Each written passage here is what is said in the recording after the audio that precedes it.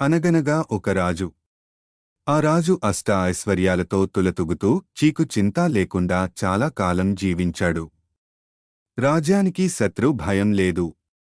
రాచకార్యాలు చూడటానికి సమర్థులైన మంత్రులు ఉన్నారు.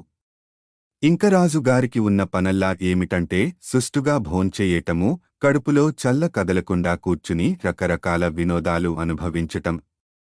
ఇలా ఏళ్ల తరబడి తిని కూర్చుంటే ఎవడికైనా ఒళ్ళు కొవ్వెక్కిపోతుంది.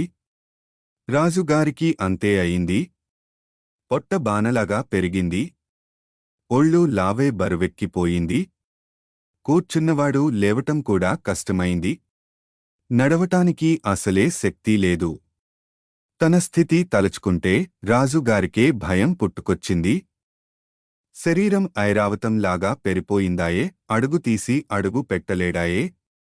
సన్నగా ఉన్న వాళ్లని, గబగబా నడిచేవాళ్లని, చువ్వలాగా వంగి లేచేవాళ్లని, సునాయాసంగా పరుగెత్తేవాళ్లని చూసి ఆ రాజు, అయ్యో, నేను అలా లేకపోతేనే ఈ ఒళ్ళు కరిగితే ఎంత బాగుండును అనుకునేవాడు. ఏళ్ల తరబడి పెంచిన ఒళ్ళు వద్దనుకుంటే పోతుందా? దానికేదో ఒకటి చెయ్యాలిగదా. తన ఒళ్ళు తగ్గించే ఉపాయం చూడమని మంత్రులను ఆజ్ఞాపించాడు. మంత్రులు మాత్రం ఏమి చెయ్యగలరు? వైద్యులను పిలిపించి సలహా అడిగారు. వైద్యులు ఏవో మందులు ఇచ్చారు. రాజుగారు మందు అయితే తింటాడు కాని పథ్యాలు చెయ్యదు. పథ్యాలు సరిగా ఉండకపోతే మందులు పని చెయ్యవు. రాజుగారి శరీరం తేలిక చెయ్యటం తమకు సాధ్యం కాదని వైద్యులు చేతులు కడిగేసుకున్నారు. ప్రయత్నాలు వ్యర్థమవుతున్న కొద్దీ రాజు గారికి చిక్కాలన్న ఆదుర్దా జాస్తి అయింది. తనని సన్నగా చువ్వలగా చేసిన వాడికి అర్ధరాజ్యమైనా ఇస్తానని ఆయన మంత్రులతో అన్నాడు. మంత్రులు అదే విధంగా చాటింపు వేశారు. అర్ధరాజ్యం కోసం ఆశపడి అడ్డమైన వాళ్లు వచ్చి రాజుగారిని హైరానా పెడతారేమోనని మంత్రులు భయపడి రాజుగారి శరీరం తగ్గించిన వాళ్లకి అర్ధరాజ్యం ఇస్తామని, చికిత్స ప్రారంభించి విఫలులు అయిన వారిని ఉరి తీస్తామని చాటింపు వేశారు. అంటే వస్తే అర్ధరాజ్యం, పోతే ప్రాణం. అర్ధరాజ్యం రాకపోతే పోయింది. చావటానికి ఎవడు సిద్ధపడతాడు? అందుచేత చాటింపు విని ఎవడు మేము రాజుగారికి చికిత్స చేస్తాం అని చెప్పి ముందుకు రానేలేదు. ఈ చాటింపు కూడా పారలేదని రాజు విచారిస్తుండగా యోగానందుడు అనే గోసాయి వచ్చి ఆయన శరీరం తగ్గిస్తానన్నాడు.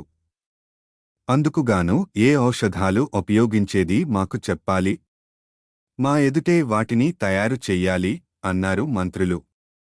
మామూలు మందులన్నీ మీరు వాడే ఉంటారు. నేను రోగి యొక్క జాతకం చూడనిదే మందు ఇవ్వను. అందుకే నా వైద్యానికి తిరుగులేదు. రాజుగారి జాతక చక్రం ఇప్పించండి అన్నాడు గోసాయి. మంత్రులు రాజుగారి జాతకం గోసాయికి ఇచ్చారు.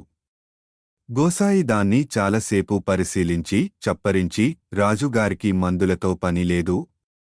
ఇంకా 30 రోజులకు ఆయన ఆయుర్దాయం ఎలానూ తీరిపోతున్నది అన్నాడు. రాజుగారి జాతకం చూసి ఎవరూ ఈ మాట అనలేదు.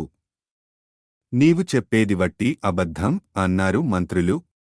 నేను చెప్పేది అక్షరాలా జరిగి తీరుతుంది. నా మాట నమ్మకం లేకపోతే ఈ 30 రోజులు నన్ను నిర్బంధంలో ఉంచండి అన్నాడు గోసాయి. మంత్రులు గోసాయిని ఖైదులో ఉంచి అతడి అన్నపానాదులకు తగిన ఏర్పాట్లు చేశారు. రాజుగారికి మాత్రం గోసాయి చెప్పిన జోస్యంలో గురి కుదిరింది. తన జోస్యంలో ఎంత నమ్మకం లేకపోతే ఆ గోసాయి తనకు తానే ఖైదులో ఉంటాడు, ఇంకా 30 రోజులకు చచ్చిపోతానన్న భయం రాజుగారిని బాగా పట్టుకొని మనోవ్యాధి కింద పరిణమించింది.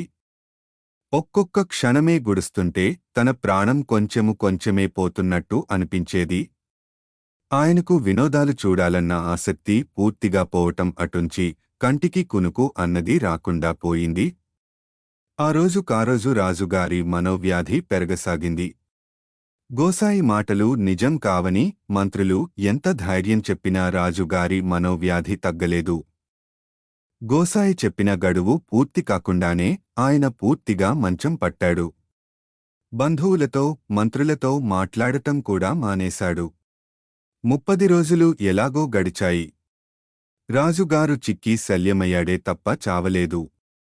31వ రోజున ఆయన మనోవ్యాధి తీసేసినట్టుగా పోయింది. ఆయన మంచం మీది నుంచి లేచి గబగబా మంత్రులుండే చోటికి వెళ్ళి, ఆ దుర్మార్గుడు ఎక్కడా? అబద్ధం చెప్పినందుకు ఆ గోసాయిని కొరత వేయండి అన్నాడు. మంత్రులు ఖైదు నుంచి గోసాయిని విడిపించి తెప్పించారు. రాజుగారు బోనులో పులిలాగా అటూ ఇటూ పచారు చేస్తూ గోసాయిని చూడగానే అతడిపైకి వెళ్ళి, దుర్మార్గుడా! తప్పుడు జోస్యం చెప్పి నన్ను హింసిస్తావా? నీకేమి శిక్ష విధించాలి? అని అడిగాడు. గోసాయి చిరు నవ్వు నవ్వి, శిక్ష నాకు ఇంకా బహుమానం ఇస్తారు అనుకుంటున్నానే అన్నాడు. నాకు ఆయుర్దాయం లేదని అబద్ధాలు చెప్పినందుకు నీకు బహుమానమా? అన్నాడు రాజు నిర్ఘాంతపోయి. రాజా, నేను మీకు చికిత్స చెయ్యవచ్చాను కాని జోస్యం చెప్పటానికి రాలేదు. మీ కొవ్వు అంతా కరిగిపోయింది. మీ శరీరం చువ్వలాగా అయింది. మీరు తేలికగా నడవగలుగుతున్నారు. కావలిస్తే పరుగెత్తగలరు కూడాను. అంతా అయ్యాక నేను చేసింది చికిత్స కాదు అంటారా?